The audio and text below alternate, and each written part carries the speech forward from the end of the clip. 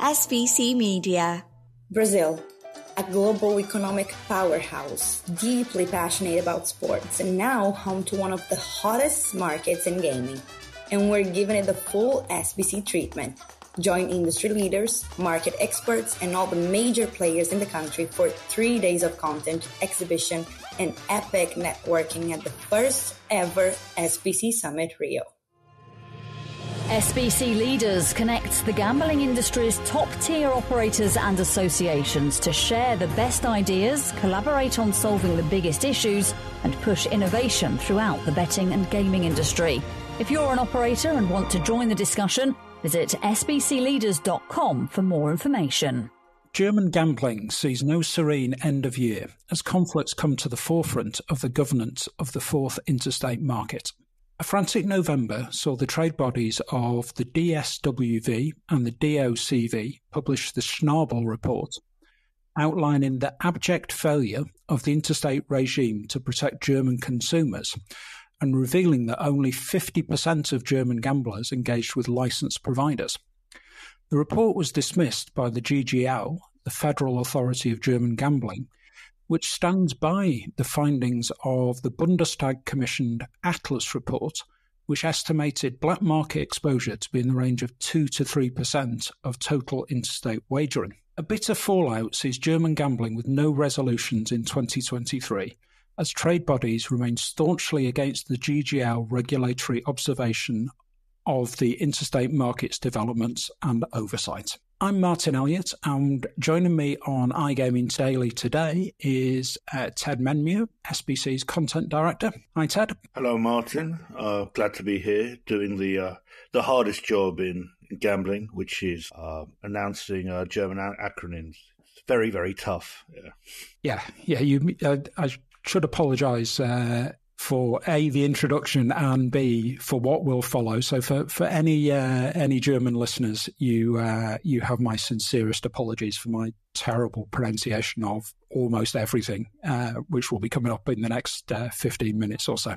Okay, let's get into this then, Ted, because you've been covering this story in quite some depth on SBC News over the last week or two.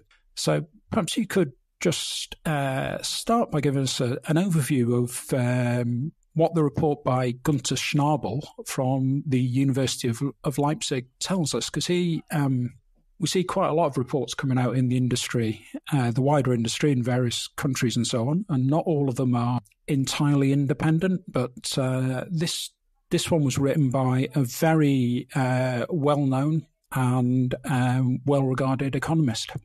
Okay, so yes, thanks, Martyn. Look, on the 1st of November, the trade bodies of the DSWV and DOCV published the Schnabel report, and the headline finding here is just the report kind of just underlines the abject failure of the interstate market in fulfilling kind of its regulatory duties in protecting German consumers, as the report cites that 50%, well, more than 50% of German gamblers are playing on black market websites.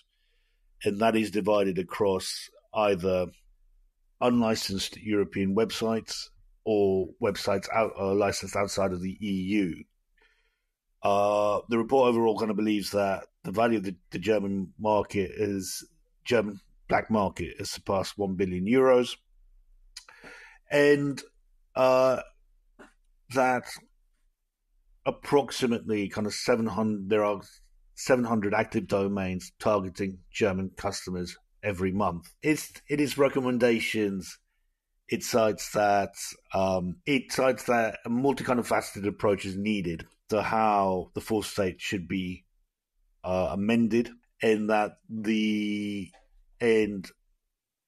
it agrees with the operators that restrictions played, especially on online casino, have restricted the appeal of the licensed German market offering and enhanced the appeal of the black market. And I think where the industry points to is just a clear conflict between what the authority believes the market is versus what the reality in which the operators are forced to play in. Okay, I mean that's interesting. There are of course a number of issues that come out of this.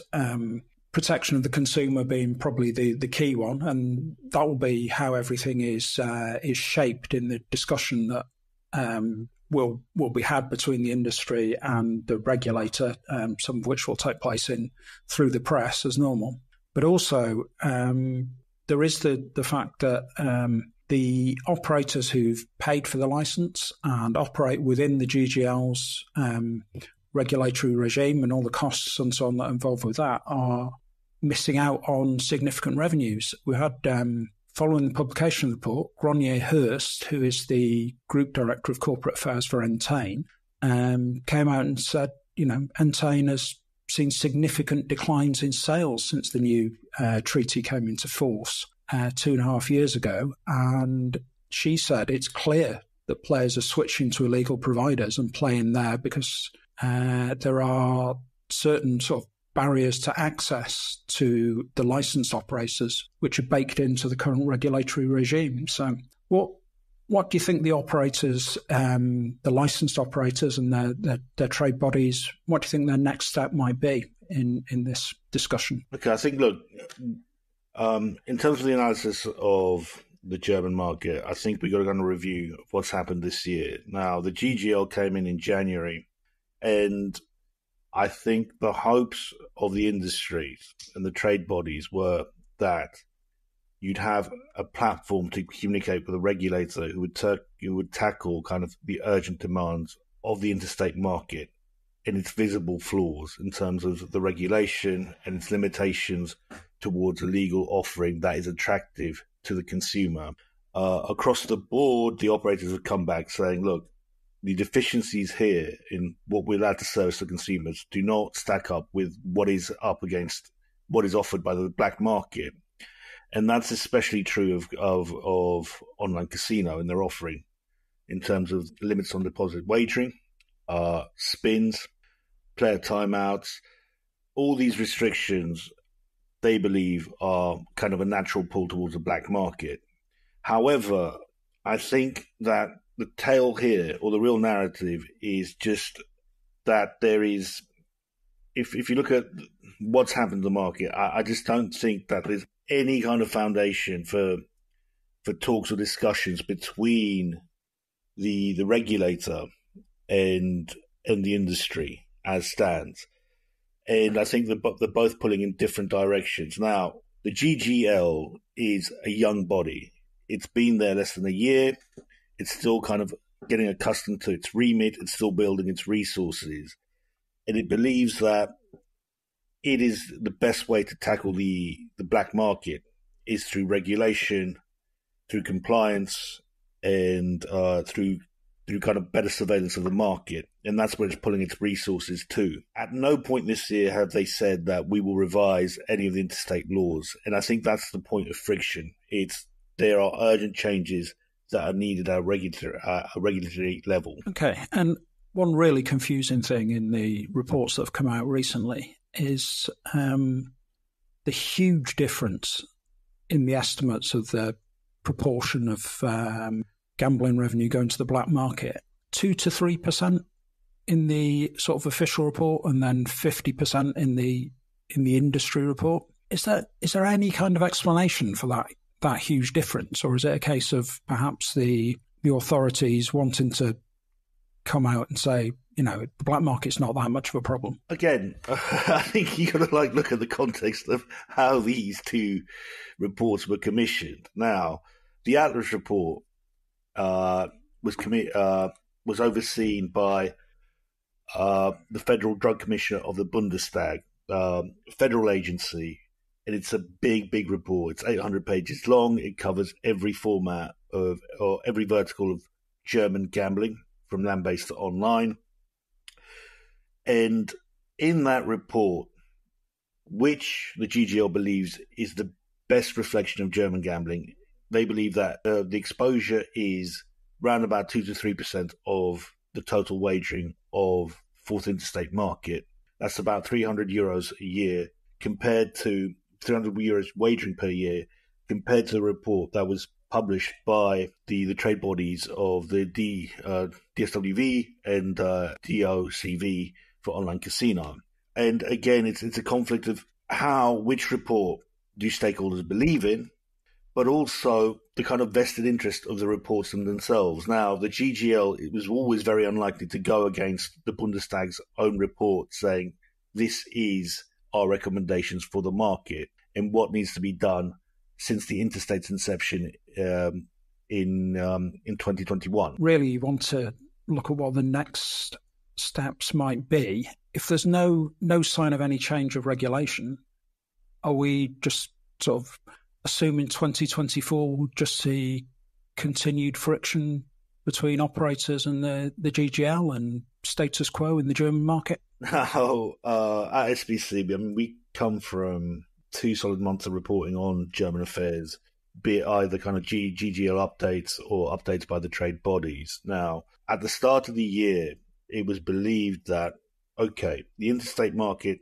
the laws aren't perfect, but as long as we got a regulatory authority, we can start communicating with them. The thing is that the friction and the points of conflict happen because there really has not been any kind of engagement between the industry. As stands, I mean, the regulator has quite a big agenda to fulfill. One of them is going to be kind of the advertising review coming in 2024, which has got to secure or got to be kind of sanctioned by all German federal states.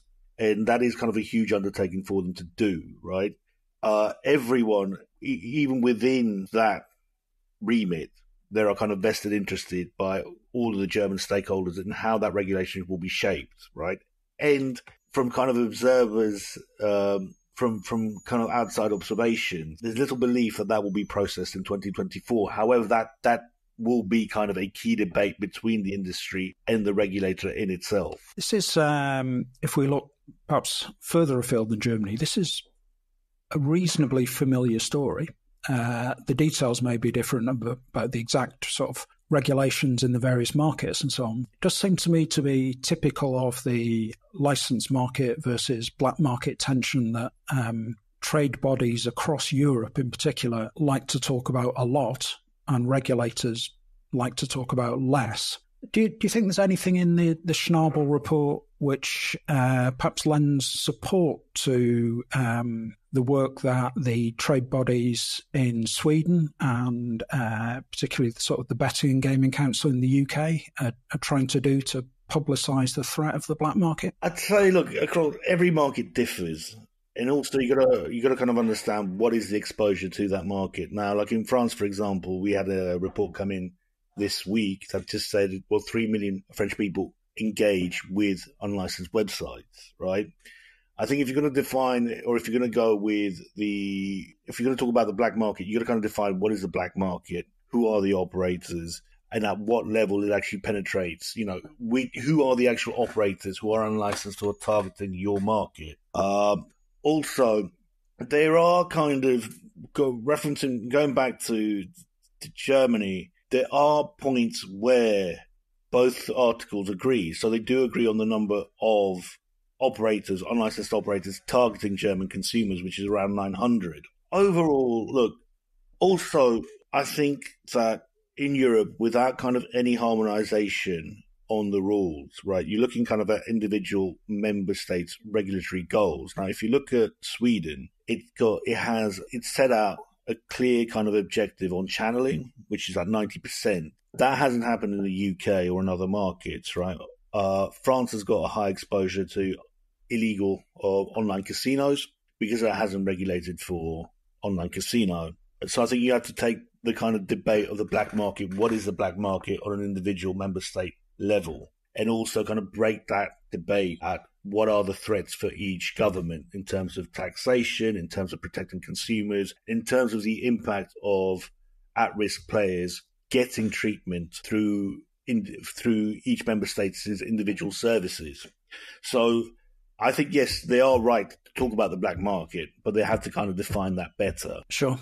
And I think just to round things off then, there is, of course, one country in Europe which is Malta, where there's a lot of or there are a number of operators based there who are not licensed individually in other EU states, but are still, it's not hard to detect their presence in those markets. Do you think there's any hope of agreement across the EU on whether those companies are actually legally able to operate? And if they're not, will the authorities in Malta do anything to stop them? I hear you referencing kind of Bill 55, which came into play. Yes, it depends, because look, yes, there's been a lot of noise about Bill 55, but at the same time, the Malta government haven't activated it, or they haven't used it at any point in time since they sanctioned the bill. I think it was in March. So you actually don't know what the rifts that would cause within, if it was to be applied to an actual legal case. There have been complaints in Austria and Germany. I think, look, going back to the national debate, I think that across every European member state, there is clearly a friction between the industry and governments implementing kind of new laws, and that's always going to happen at a point of kind of regulatory transition. I think the debate here is, how does a licensed industry kind of represent itself and represent its wider stakeholders to a government to say, look, if you're going to implement laws, you have to think about how these laws impact all levels of our industry and all stakeholders too. That makes perfect sense. I'm not expecting the industry and governments to also act with perfect sense and any sense of unanimity across the industry. I'll leave you with one thing, Ted, which I don't think I've seen you since I had this conversation with somebody who is currently involved in rewriting the regulations for Curacao. And he told me that one thing that will be coming in from when they bring in the new regime next year is they will be taking into account regulatory instructions and punishments or penalties, however you want to term them, in other markets. So operators who want to use a Curacao license as some kind of justification for operating in Europe may find it a little more difficult to do so, starting from probably 2025 onwards when that comes in. But we'll see when that happens. But anyway, thanks for joining me today, Ted, and join us again tomorrow for another episode of iGaming Daily. Thank you. SBC Media.